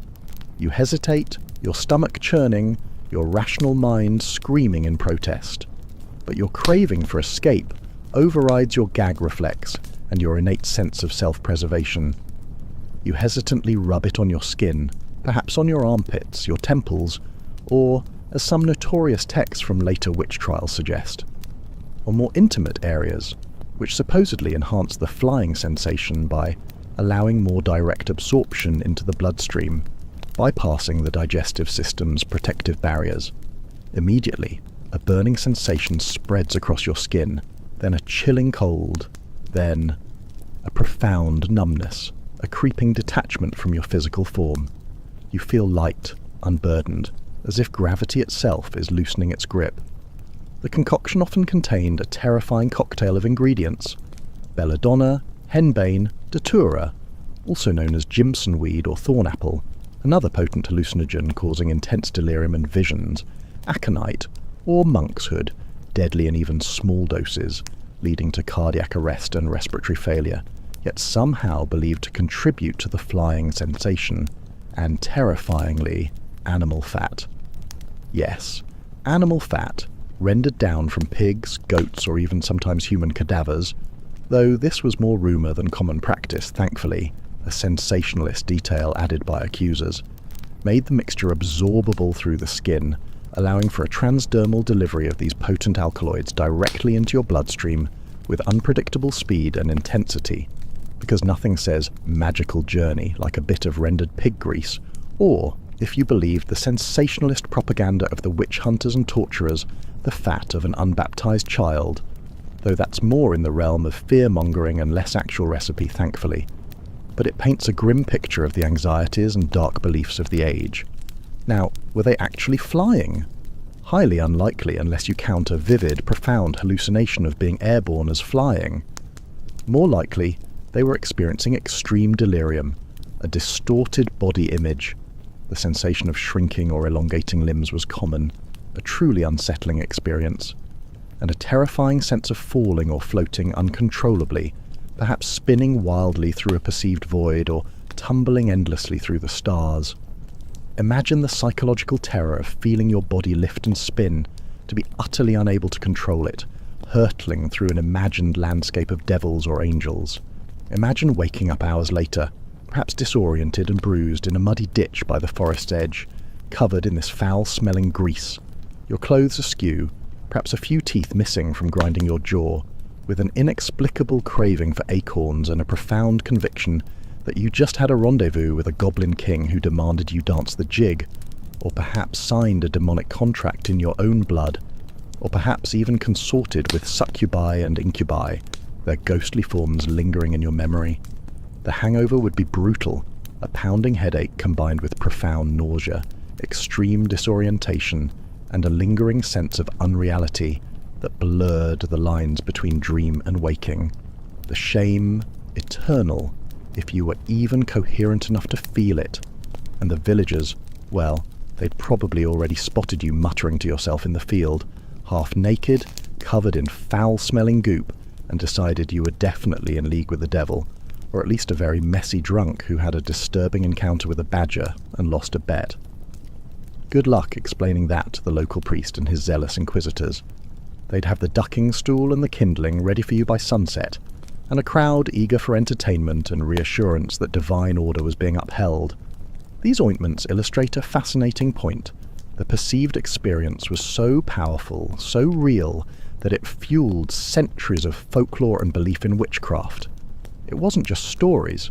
People genuinely believed they had flown, transformed into animals, communed with spirits, or attended otherworldly gatherings. Their bodies and minds, under the influence of these potent, dangerous compounds, truly told them they had. The hallucinations were so vivid and immersive that they became indistinguishable from reality, cementing beliefs that would lead to countless tragic trials and executions across Europe, a dark chapter in human history fueled, in part, by misunderstood pharmacology and deeply entrenched fears. Opium and the monk's secret stash, the softer side of substance use in a hard world. Now, not everything was a one-way ticket to Nightmareville, or a public accusation of devilry leading to a rather unpleasant execution. There was a more gentle escape, if you will, the kind of high that didn't involve conversations with imaginary badgers or questionable anointing, but rather a quiet, almost sacred reprieve from pain and the relentless weight of existence. I'm talking about opium. Yes, the same stuff that got many a Victorian poet into trouble, inspiring epic poems and tragic lives, and still causes significant issues today. But in medieval times, before the mass industrialization of pharmaceuticals, opium was widely known as poppy juice, or tears of the poppy. It was cultivated and harvested, especially in the Near East and parts of Asia, but its medicinal properties were well understood and utilized across Europe, reaching even the furthest corners of our continent, including the monasteries of Romania, where monks often served as the primary healers. It was prized for its pain-relieving properties, its ability to induce profound sleep, and, naturally, its capacity to make you feel rather floaty, blissful, and utterly detached from the harsh realities of your existence. You've got a toothache so bad you're convinced a demon is nesting in your molar, gnawing away at your sanity with tiny ethereal chisels, making you wish for the sweet release of death itself. Or perhaps you're a monk, tired of endless chanting, rigid monastic discipline, the gnawing cold of the cloister in winter, and bland gruel that tastes suspiciously like boiled leather and existential despair, your spiritual journey punctuated by constant physical discomfort. You've heard whispers of the sleepy plant from travelling merchants who pass through your monastery gates, or from fellow monks who've seen service in more exotic lands during the Crusades, bringing back strange knowledge of Eastern remedies. A small dose of opium, often in the form of laudanum, opium dissolved in alcohol, a preparation often attributed to Paracelsus much later, but simpler water infusions of poppy heads and sap were certainly common, perhaps even dried and smoked in pipes. And suddenly, the monotonous chanting of matins or vespers sounds like a heavenly choir, each note a balm to your weary soul, swelling with an unexpected beauty. The bland gruel tastes like manna from heaven, or at least something tolerable and perhaps even mildly delicious, a feast for the senses in your altered state. And that pesky demon in your tooth decides to take a much-needed vacation to the land of blissful oblivion, leaving you in a state of serene calm, a peace you haven't known in years. Opium was widely accepted in medieval medicine, a valuable component of the limited pharmacopoeia available. It was a precious commodity, often reserved for those who could afford it, or those whose suffering was deemed most dire, like dying lords or wounded knights returning from battle, or even used in crude surgical procedures to dull the agony. It was found in monasteries, aristocratic households, and apothecaries alike, passed down through texts and oral tradition. It was used for everything from treating insomnia and calming agitated patients to alleviating the agonizing pain of childbirth, battle wounds, or terminal illnesses like the plague, offering a rare moment of peace in a world where pain was an inescapable constant. But let's be real, a weary monk after a particularly trying day, perhaps having spent hours illuminating manuscripts by candlelight until his eyes ached, enduring a particularly lengthy sermon from a droning abbot, or simply grappling with the profound loneliness and spiritual anxieties of his vows, might have found more than just pain relief in its milky embrace. It offered a profound sense of peace, a quiet detachment from the relentless harshness and spiritual anxieties of medieval life, and a serene, dreamlike state, often accompanied by vivid, pleasant dreams. It was a truly rare commodity, a reliable escape from suffering, in an age defined by hardship, disease, and constant struggle. It offered not a chaotic trip, but a serene, if fleeting, escape, albeit with all the risks of addiction, dependency, and accidental overdose that come with opiates, risks they couldn't possibly understand with their limited medical knowledge. Medieval people may not have understood the pharmacology, the complex chemical interactions within the brain, or the long-term effects of addiction, but they certainly understood the escape, the blessed relief it provided, and for many, that was all that mattered. The pursuit of even a temporary peace in a world so often devoid of it was a powerful motivator, a testament to the human spirit's yearning for solace in the face of insurmountable suffering. It provided a glimpse of heaven, or at least a temporary reprieve from hell. Accidental trips, the terrors of ergot and the dancing plague. But not all medieval highs were intentional, sought out in dark apothecaries or quiet monasteries. Sometimes the trip came to you, whether you wanted it or not, creeping insidiously into your very sustenance, a silent, fungal assassin waiting in your daily bread. And often it came with agonizing pain, grotesque disfigurement, and mass hysteria that swept through entire communities, turning festive gatherings into scenes of collective, horrifying madness. I'm talking about ergot. Imagine this. You're just trying to eat your daily rye bread, the coarse, dark staple of your meagre diet, perhaps the only thing standing between you and starvation. It's often gritty from the rudimentary grinding stone, sometimes even mixed with undesirable plant matter, and it's likely your main source of calories, providing the raw fuel for your endless days of toil in the fields. But unbeknownst to you, the rye grain from which your bread was baked is infected with a parasitic fungus, Claviceps purpurea, commonly known as ergot.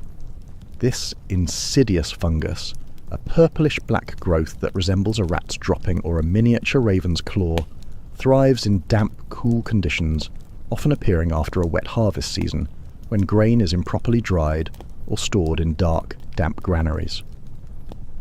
It's a natural source of potent psychoactive alkaloids, including lysergic acid derivatives, the chemical precursors to LSD, long before anyone even conceived of synthetic psychedelics. You eat the bread, perhaps feeling a strange tingling in your mouth, a subtle unease, a slight metallic aftertaste, or a burning sensation. Then slowly, terrifyingly, your limbs start twitching uncontrollably. Then your neighbour's limbs start twitching. Soon, the entire village is dancing, not with joy or revelry, but with agonizing spasms, screaming in terror, foaming at the mouth, writhing on the ground, consumed by an invisible force that compels them to move relentlessly. They're convinced they're being pursued by invisible demons, or that a searing internal fire is consuming their very souls, burning them from the inside out, turning their blood to molten lead. This wasn't a party, folks. This was St. Anthony's fire, or ergotism, a nightmare made real by a microscopic adversary. The symptoms were horrific and multifaceted, often leading to gruesome outcomes that medieval doctors could only attribute to divine punishment or demonic possession. The alkaloids in ergot cause severe vasoconstriction, meaning your blood vessels narrow dramatically, cutting off blood supply to the extremities. This leads to excruciating burning pain in the limbs, a sensation of fire coursing through your veins, as if hot coals were laid on your skin, followed by numbness, tingling, and eventually dry gangrene, where the affected limbs turn black, shrivel, and literally fall off, often without any other external injury. Imagine the sheer horror of waking to find your fingers or toes simply detached from your body, lying next to you, a chilling testament to the unseen poison within, leaving you disfigured and dependent on others for survival. Simultaneously, the psychoactive properties induce intense seizures, violent convulsions, profound delirium, extreme paranoia, and vivid, often terrifying hallucinations. People would tear at their own flesh, shriek in terror, babble incoherently, and be consumed by mass hysteria that would spread like wildfire through a community that lacked any understanding of germ theory or toxicology. Entire villages could succumb to this agonizing collective madness, with few surviving unscathed. The infamous dancing plague of 1518 in Strasbourg, France, is one of the most chilling and well-documented examples of this devastating affliction.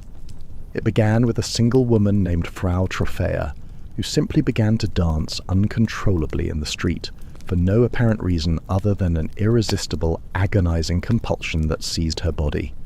Within days, dozens joined her.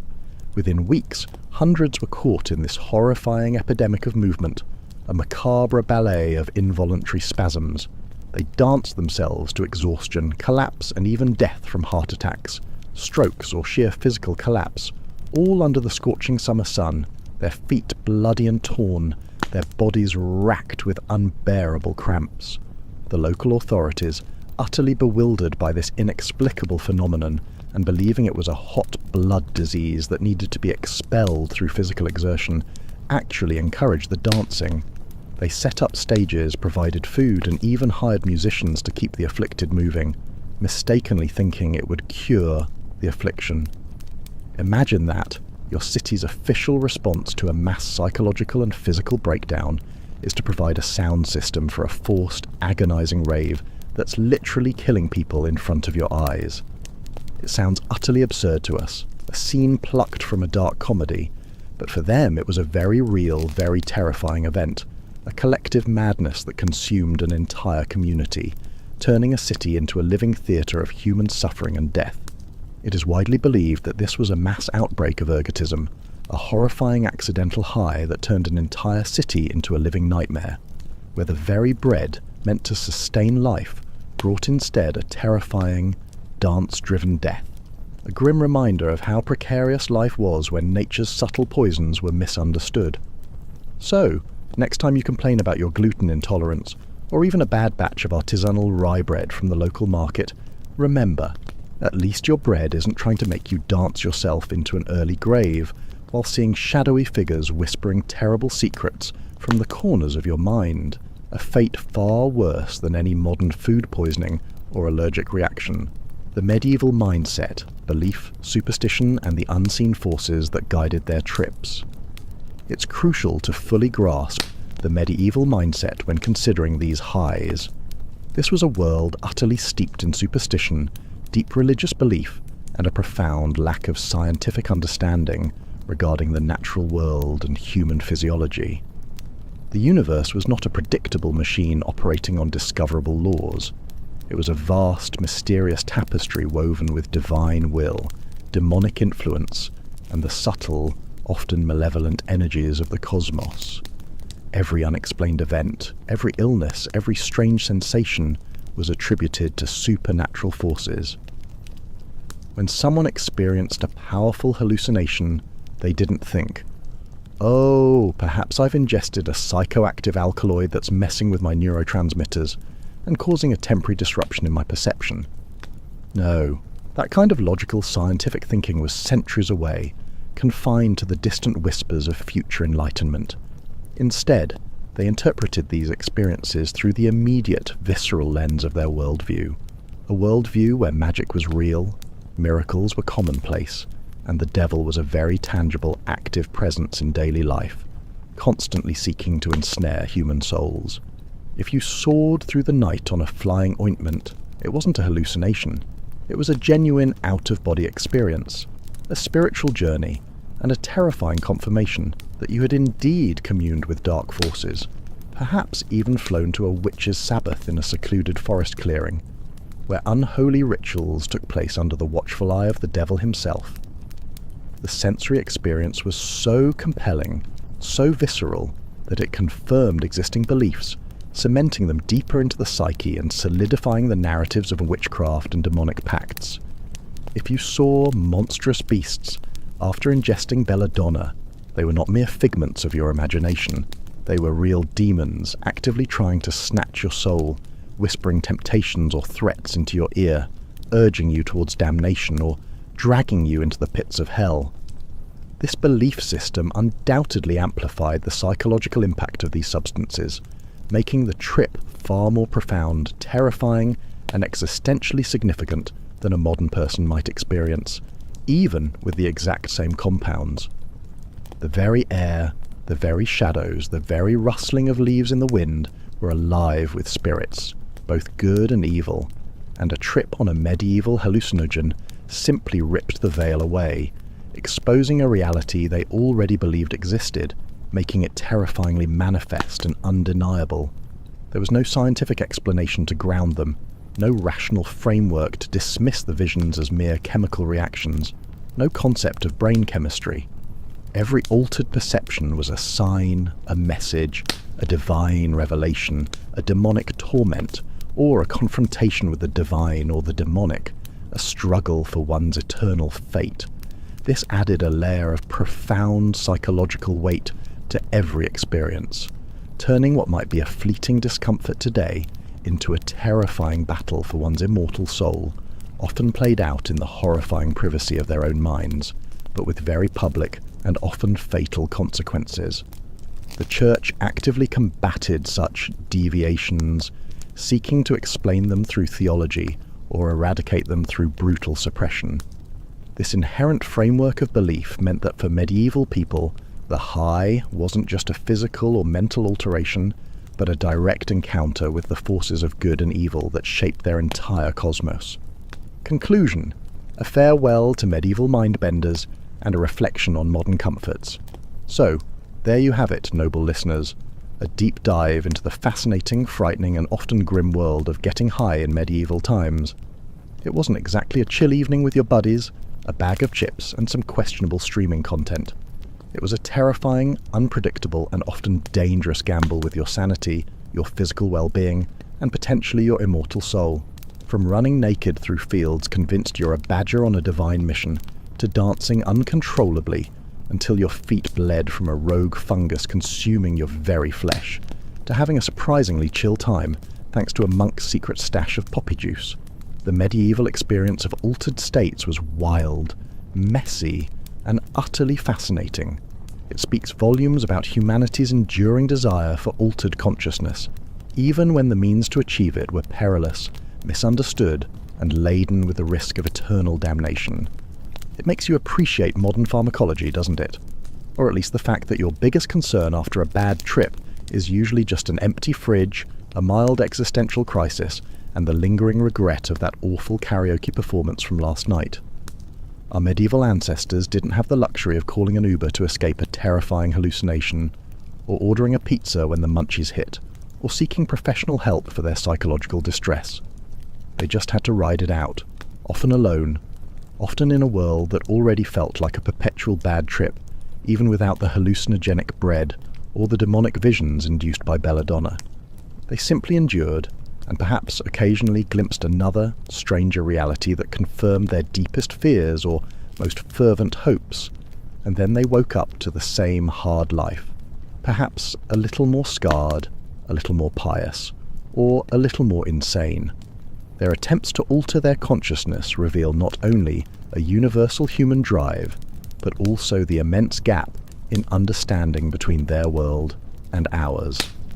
What do you guys think?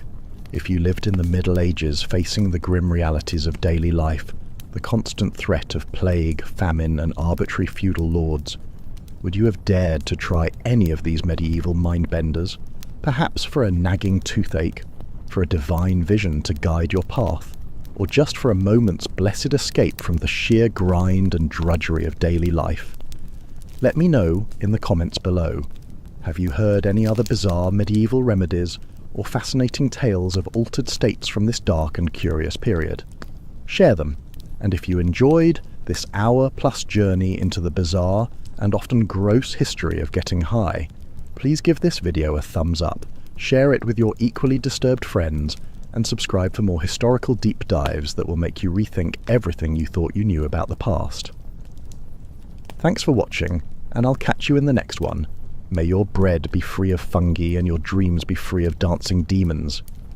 And remember, sometimes the best way to get high is just a good, long sleep, preferably one that doesn't involve witches' ointments or spontaneous, deadly choreography.